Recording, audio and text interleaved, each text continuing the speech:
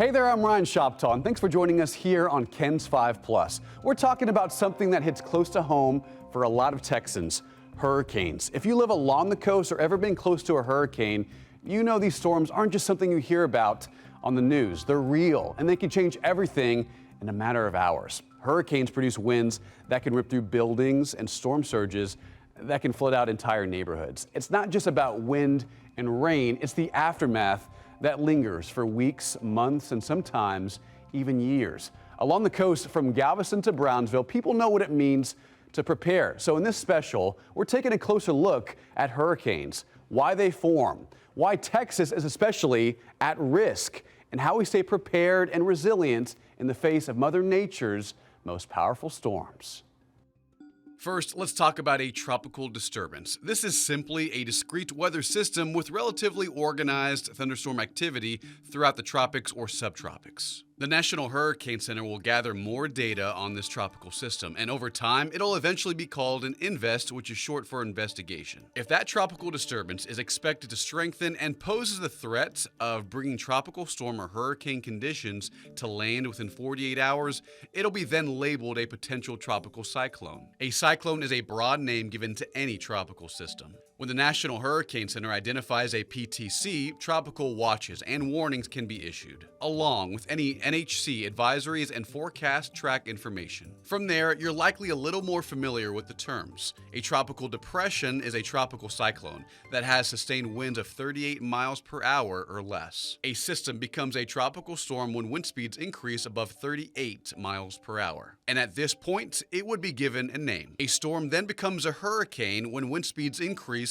to 74 miles per hour. From there, the Saffir-Simpson hurricane wind scale takes us through the different categories of a hurricane from 1 through 5, with a category 3 and above being considered a major hurricane.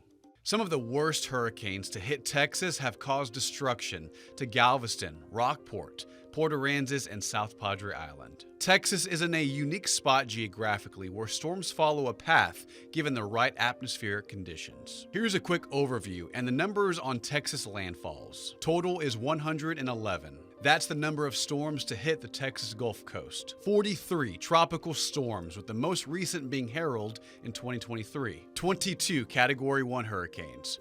13 Category 2s, 10 Category 3s, and 9 Category 4s. And you'll remember the last one, Hurricane Harvey. Florida has the highest number of hurricane landfalls. About 40% of all U.S. hurricanes hit Florida. Texas is number 2. About 22% of U.S. hurricanes reach Texas. The driving force that pulls these storms northward is the jet stream. Whenever a trough or a jet streak sweeps through the U.S., this is a pulling force. Its drop in pressure tugs on it, pushing it in a different direction from the main surface wind flow, guiding them north, along with the help of other steering currents in the atmosphere. In August of 1980, Hurricane Allen rapidly intensified in the Gulf, maxing out winds of 190 miles an hour, resulting in a powerful Category 5 hurricane over open water. Due to a fast environment, Allen weakened before hitting the Texas coast, making landfall near South Padre Island on August 10, 1980 as a major hurricane. Winds of 115 miles per hour. Other notable storms are Brett, Rita, and Hurricane Harvey. Here's Weather Chief Bill Taylor. Let's take a look at some of the biggest storms in Gulf history. Hurricane Brett. This was a monster hurricane that reached Category 4 status. I was here at Ken's 5 only 3 years, and then we get into August of 1999, and I remember tracking Brett and getting really nervous when this cranked up to Category 4 status and was closing in on Texas. In fact, it was even Category 4, it was only about 100 to 150 miles off the coast. And then friction really encountered this storm right before landfall. Remember that when these storms are coming up closer to land, you're getting water that's more and more shallow. So the storm's running into friction with the sea bottom, and sometimes that will reduce its strength. And it did here in this case, along with some other variables, but down to a Category 3. The other blessing with where landfall went, not just dropping to a 3, but also south of the more populated area of the Texas coast, which would have been Corpus Christi and, of course, Port Aransas and some of those spots. Hurricane Rita. This one had some personal hits with me because my mom and dad at this time were out on a cruise. And so this storm, they had to wait it out south of the storm track, and they were out in the Gulf an extra week. And then because they live in Lake Charles, Louisiana. So this storm wrecked southwest Louisiana. And it was the first storm in a long time. And making landfall as a Category 3, it destroyed so many trees in southwest Louisiana that they were sawing out wood and getting roads cleared for several days, even weeks, before mom and dad could even return to their home. So it was a real mess because, again, this one went right into Sabine Pass, but it was the first time in a long time that a storm had hit that region. Rita was also, same, look at this, Category 5 in the central Gulf of Mexico. Remember, this is where the Gulf is deepest and sometimes warmest, and that's why this storm cranked up to 5 status, went down to a 4 and then a 3 at landfall. And thank goodness, again, it could have been a lot stronger as it made landfall right on the border of Louisiana and Texas. And again, with Lake Charles and Lafayette on the northeast side of the storm center, that's always the worst side in a storm. We cannot talk Gulf storms without talking about Harvey, 2017.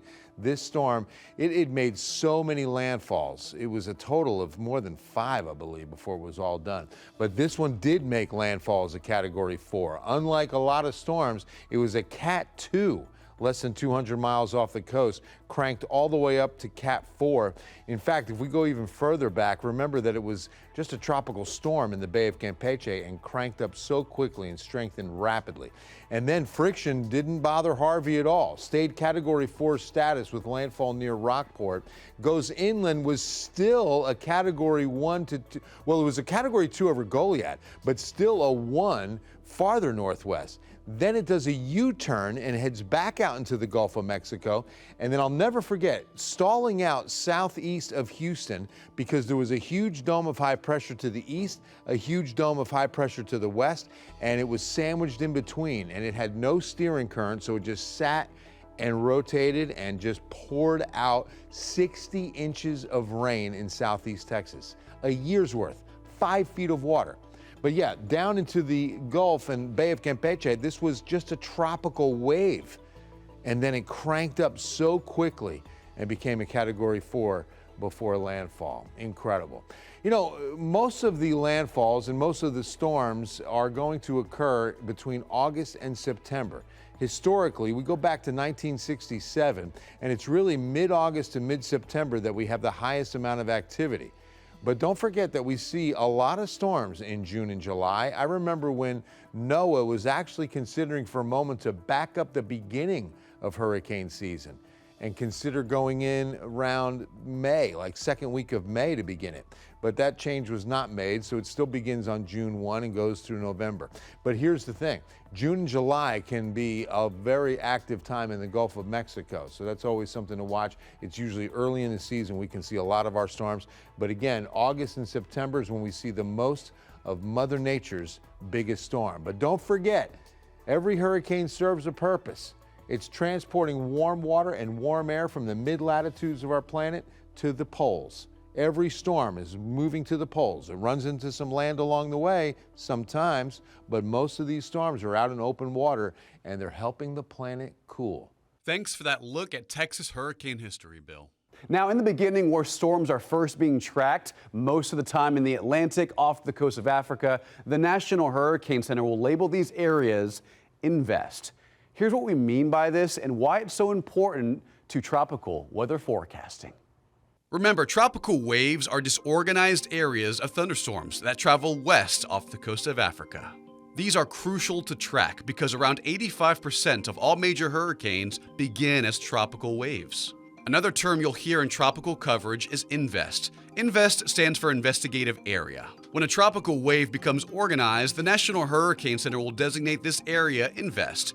Each INVEST is given a number from 90 to 99. For instance, INVEST 90L, the L lets us know the weather system is in the Atlantic Ocean. This also allows the Hurricane Center to run ensemble models, or also known as spaghetti models to most. You might also hear the term cyclone during the season. Remember, a cyclone is a blanket term that describes an area of low pressure that has a closed circulation. Hurricanes, tropical storms, and tropical depressions are all cyclones.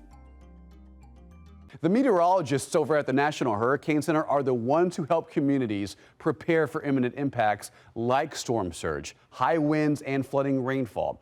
They are providing crucial information about tropical cyclones through the end of hurricane season, helping to educate about past storms like Brett, Rita, and Hurricane Harvey so we can prepare for new ones. Across the Gulf Coast, again, 25 hurricane landfalls since 2017. The vast majority of them have been in the Gulf. We've seen a lot of activity in the western part of the basin. And a particular risk for residents along the Gulf Coast are these storms that form nearby, rapidly strengthen, and then can make landfall within just 3 or 4 days. So you're not necessarily, people in Southeast Texas remember Hurricane Ike in 2008, but it was a storm you got to watch cross the Atlantic for more than a week. Lots of time to get ready, lots of time to see where it was going to go. Harvey was a little different. It developed in the Caribbean, weakened, moved out into the Gulf, and then rapidly strengthened right before landfall in the Corpus Christi area. So again, those timelines may not really be all that long. And the strongest hurricanes that have ever hit the United States, the high-end Category 4s, Category 5s, were all tropical storms or less 3 days prior to landfall. And those are some of the most, the Galveston hurricane. If you go back and you look at Camille, you can look at Andrew, you look at Laura, you look at Michael, those were all rapidly intensifying storms that strengthened very close to land and made landfall at or near their peak intensity, really cutting those preparation timelines down. And the most recent major hurricane was Hurricane Harvey. The size, intensity, and track led to one of the worst hurricanes to ever hit Texas. It was the rainfall, but the rainfall was really determined by the track. It made landfall here near Corpus Christi basically on the 25th to 26th of August, but then meandered inland and then right offshore of the middle and upper Texas coast for the better part of 5 days. And that slow motion produced more than 60 inches of rainfall across portions of Southeast Texas that produced catastrophic flooding.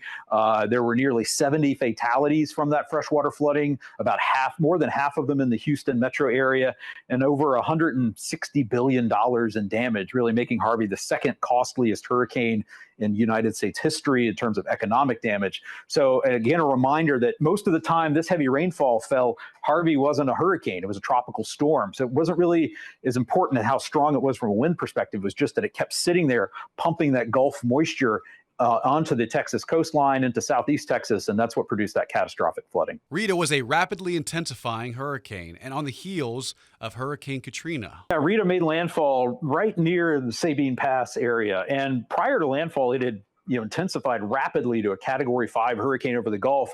And this was, again, mid to late September 2005, right on the heels of Katrina, and there was a tremendous response to Rita. It led to one of the largest evacuations in U.S. history. Over 2 million people evacuated. And even though Rita did weaken from a wind perspective, it still produced a storm surge of as much as 15 feet above normal tide levels, especially in southwest Louisiana near Cameron, Calcasieu Lake area. And that storm surge in that part of the world can extend inland 25 or more miles from the immediate Gulf Coast. And there were 7 direct fatalities. But again, the evacuation led to fatalities. There was a huge response to Rita in the aftermath of Katrina itself.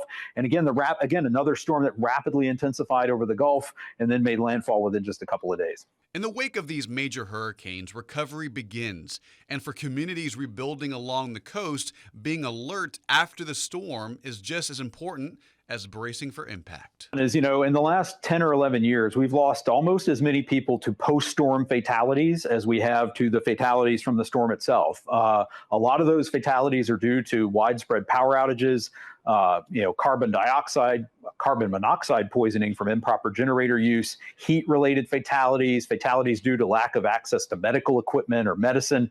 So again, it's important for people to remember to be safe after the storm. Again, we've lost a lot of people in Texas, due to improper generator use. After Laura, in particular in 2020, Southeast Texas, Western Louisiana, there were a lot of fatalities. And you can, again, carbon monoxide is a colorless, odorless gas. So if you're not using your generator properly, everyone in your home can die, and you're never going to even know what happened. You're not going to have any symptoms. You're going to fall asleep and pass away. So it's important to know how to use your generator properly. We lose a lot of people, again, to cleanup related accidents, falls, incidents with tools or chainsaws or taking down a tree. So it's just really important to stay safe after the storm. And always remember, storm surge can be the most dangerous part of a hurricane. And for friends, family, and loved ones that live along the coast, preparation and action is crucial. If you live along the coast, the first thing you need to understand is if you're at risk of storm surge inundation, the push of ocean water onto normally dry land. So you can find out from your local government, county, city, town, if you live within a storm surge evacuation zone in your locality. And if you do, that really forms the basis of your entire hurricane preparedness plan, because you could be asked to evacuate your home by local officials to be safe. And if that's the case, you need to know where you're going to go, how you're going to get there, what you're going to take with you, how you're going to help your friends and loved ones get ready for the storm.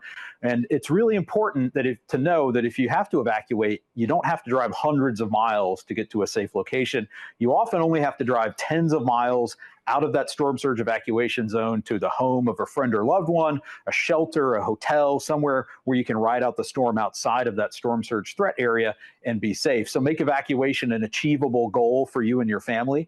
And again, make that plan now so that when a storm threatens, you can just enact it and you're not trying to figure it out on the fly. And these hurricanes, when moving over extremely warm water, will jump in their intensity. Powered by latent heat, that's the transformation from water vapor to liquid, fueling cloud formations and thunderstorms within the eye wall. Central pressure and wind speeds are two ways we measure the strength of a storm. Hurricanes are categorized by their maximum sustained winds using the Saffir-Simpson scale of measurement, with ranges from Category 1 all the way up to Category 5. Tropical systems reach the title of hurricane when their maximum sustained winds surpass 74 miles per hour. At this level, a hurricane is a lower grade Category 1. Maximum winds within a Category 1 range from 75 to 95 miles per hour. Typically, Category 1 storms can cause some damage. Now, from 96 to 110 miles per hour is a Category 2 hurricane. Extensive damage can occur with an impact of one of these storms. From 111 to 129 miles per hour, we are now at a Category 3 major hurricane. Devastating damage is expected from these. It only gets more intense from here. 130 to 156 miles per hour is a major Category 4 hurricane. These disastrous storms can bring catastrophic damage. If max winds are measured above 157 miles per hour, then we get in the range of the Saffir-Simpson scale of a major Category 5 hurricane. As you can imagine, with winds that strong, damage will be catastrophic. Looking back, 2020 was the most active year on record for named storms, reaching 30 total, which included everything from tropical storms to major hurricanes. Now, out of those 30 storms that year, 14 of them became hurricanes. But let's rewind to 2005. This season holds the record for most hurricanes at 15, which included Hurricane Katrina and Hurricane Rita, where KENS 5 meteorologist Paul Morales covered the historic storm. Rita, that's, gosh, you got to go back to 2005. And I remember that year, 2005, because it happened just after Katrina.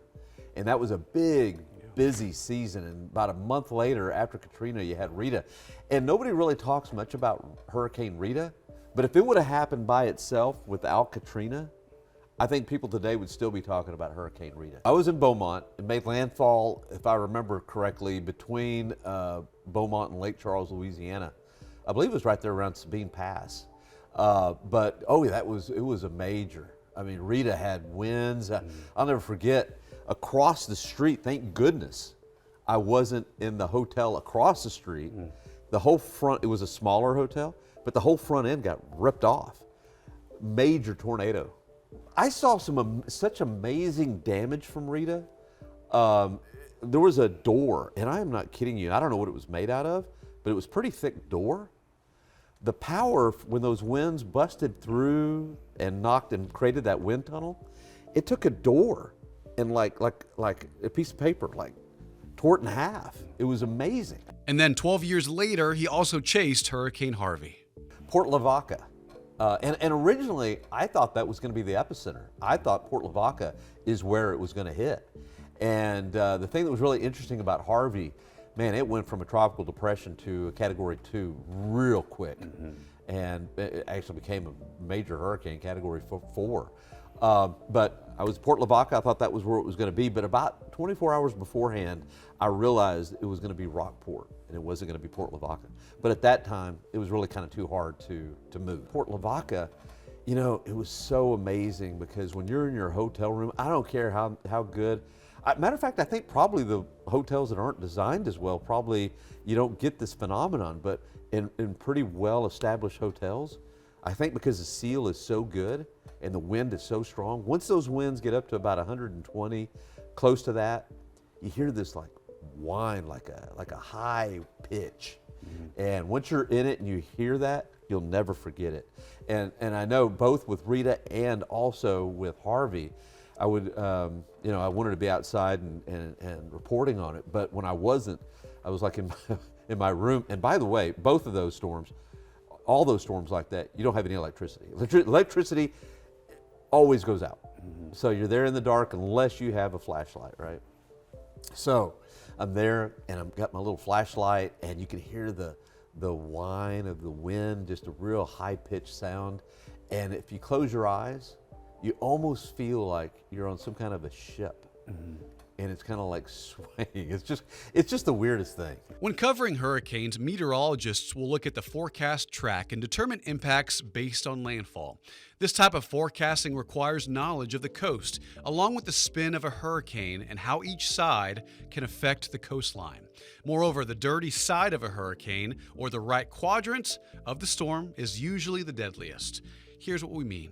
The dirty side of a storm refers to the area of a hurricane or a tropical system where you'll find the highest winds, highest storm surge, and greatest tornado threat. So what side of the storm is that? Well, generally, it's the northeast side of the storm. More simply put, the right side of the storm.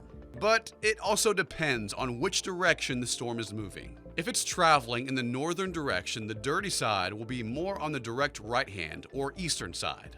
If the storm is traveling in a more western direction, the dirty side will be more on top of it, or the northern side. So what makes it so dirty? It's all about the wind direction and a little bit of math. For example, if a storm is moving north at 30 miles per hour and has wind speeds of 100 miles per hour, then the storm will produce winds of 130 on the right dirty side. While on the left side, winds move in the opposite direction of the storm's movement, so they'll be slower at 70 miles per hour. However, it's important to remember, as a storm grows stronger, every side becomes dangerous. And if you've ever been in a hurricane, especially a major Category 3 or stronger, you know in the center, these storms have a calm eye. But what surrounds this hurricane is the deadliest part of the storm, the eye wall. Hurricanes are like heat engines in the atmosphere, using warm, unstable air as fuel. As the air is pulled into the hurricane, it spirals towards the center, getting faster and faster, eventually rising, creating giant cumulonimbus clouds that then circle the calm eye. This unbroken vertical wall of clouds is the eye wall. Now, the convergence of winds here is so strong that the air rises faster, more force than anywhere else in a hurricane, producing intense rain and damaging winds. And in the strongest storms, this can translate to surface winds over 150 miles per hour. So you've learned about the dirty side of a hurricane and the eye wall. Both of these factors contribute to the most dangerous aspect, storm surge. The speed and weight of water is the leading cause of hurricane-related deaths. It pushes water inland, making travel impossible. Its sheer power creates not just unpredictability, but widespread destruction. Here's a look at how that happens and why every storm is different with meteorologist Jeremy Baker. When we forecast hurricanes, a lot of what we focus on is the wind, but the storm surge, which is the rise of water generated by those winds, has historically been the leading cause of hurricane-related deaths in the U.S. The surge and the flooding rains are the biggest impacts, the biggest causes of death that we see with hurricanes. The National Weather Service in Houston, Imagine being at the beach and the water level rising up over the top of your heads. and the National Weather Service in Corpus Christi say knowing about an impending storm surge by listening to storm surge warnings, which usually are issued 36 to 48 hours before landfall, is imperative to surviving a hurricane on the coast. The National Hurricane Center is who issues the storm surge watch and storm surge warning. So that's the primary way that we will warn the public. The storm surge warnings actually go out and they activate the emergency alert system, so it triggers smartphones.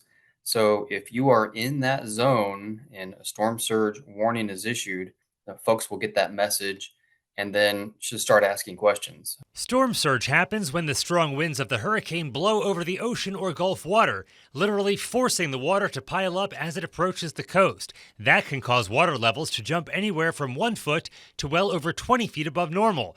But wind speed isn't the only factor in determining the potential storm surge effect. The storm's size, intensity, shape, speed, and angle of approach all matter, along with the coast and slope of the ocean floor. And remember this, the category ranking of a storm doesn't always correlate to the storm surge threat. Weaker Category 1 or 2 storms have been known to produce higher surges than their stronger counterparts. So it's important to listen for and understand those storm surge warnings so you can react early and quickly to keep your family safe. With the advancements in our warning system for storm surge, I think people are becoming more aware of it. We're seeing a reduction in fatalities overall, and I think people are heeding the warnings when we're expecting, a hurricane along our coastline.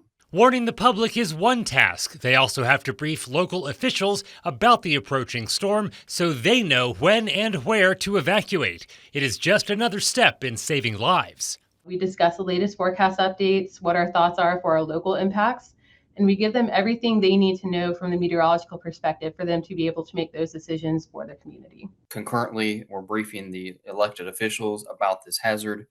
If they're making those types of evacuation decisions, usually surge plays a big role in that. The National Oceanic and Atmospheric Administration says the impacts of storm surge start with large areas being covered with deep water due to the storm surge flooding. Structural damage to buildings, with some washing away. Locations might be inhabitable for an extended period of time after the storm. Large sections of roads may be washed out or severely flooded, and major damage to marinas, docks, boardwalks, and piers. And the storm surge, if strong enough, can change the coastline of Texas. Our coastline is constantly changing, and hurricanes can play a big role in that. The bigger storms that move inland, so Harvey, for example, in 2017, made landfall near Rockport, made huge cuts in the dune structures. So what happens is if we have that erosion to an elevated area, such as the sand dunes, when we get another storm that impacts that same area, it might mean that storm surge has an easier time bypassing those dunes and pushing further inland. When it comes to historic hurricanes like Harvey, Rita, and Brett, someone had to go into these storms and gather data, like pressure, temperature, winds, to help communicate potential impacts. As mentioned, Hurricane Harvey brought unprecedented rainfall totals to southeast Texas in 2017, breaking several records. The highest observed rain total from Harvey was 60.58 inches of rain in Nederland, Texas, southeast of Beaumont, marking the most significant tropical rain event in U.S. history. Hurricane hunters are the ones flying into these storms, helping to understand the impacts before they make landfall. Hurricane hunters provide a lot of information about a storm, but how are they even getting inside? They are flying a plane called a WC-130J, like this one. It's a modified version of a C-130 plane that you might see dropping red stuff over fires out west. These planes are tough. They can fly for longer periods of time, and they can really take a beating. These airborne science missions are run by the 53rd Weather Reconnaissance Squadron, which have been flying into storms since 1944. In the cargo section of the plane, there are 2 different pallets of computer systems that take all of the data from the sensors on the plane's exterior and help determine what's going on inside the storm. Now, the hunters also drop parachute-type sensors called dropsondes, which float through the storm, relaying information about the storm's pressure, wind speed, and direction. That information all comes together, gets processed, and is then shared through the National Hurricane Center for all of us to share with all of you. Now, August and September represent the peak of hurricane season, where storm after storm churns over ocean water. This is when computer model forecasting becomes crucial, helping to create daily timelines for tropical systems. Take a look. Hurricane forecast maps with squiggly lines represent the many forecast models used during hurricane season, projecting where a tropical storm might go. They represent a complex set of equations and algorithms that forecasters have been using for decades. Today's models are far more complex, taking hours to run on some of the fastest supercomputers in the world. Data from satellites, aircrafts, ships, buoys, and land-based sensors are plugged into the model's mathematical equations to create a digital version of the atmosphere. Now, each model has a different purpose, a different way of solving the equation. Some models incorporate the date and the location of past storms, while other models focus on the storm's strength or direction of movement. Ultimately, these models are limited by available data and computing power, but they are all improving every single year. And when models are aligned and forecasters are confident, advisories, watches, and warnings will eventually be issued for coastal communities, further explaining direct and indirect impacts of the storm through tropical storm watches or hurricane warnings. But what is the difference? Always remember, terminology is key. When preparing for tropical weather, it's always best to know your weather terminology. We know you've heard of a tropical storm watch or a hurricane warning, but do you know the difference between a watch and a warning? Let's break it down. A watch means impactful weather is possible, but the threat is not imminent. According to the National Weather Service, a watch is issued to provide enough lead time to organize your safety plans. A warning means the weather threat is occurring or is imminent in your area.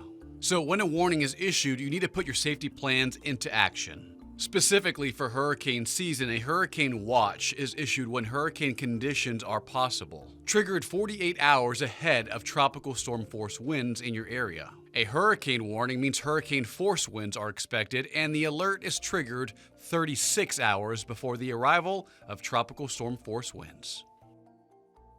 Thanks for joining us here on KENS 5 Plus. Be sure to stay with us because as storms and hurricanes form throughout the season, we'll have weekly updates across all of our KENS 5 platforms. For now, I'm meteorologist Ryan Shoptaw. We'll see you next time.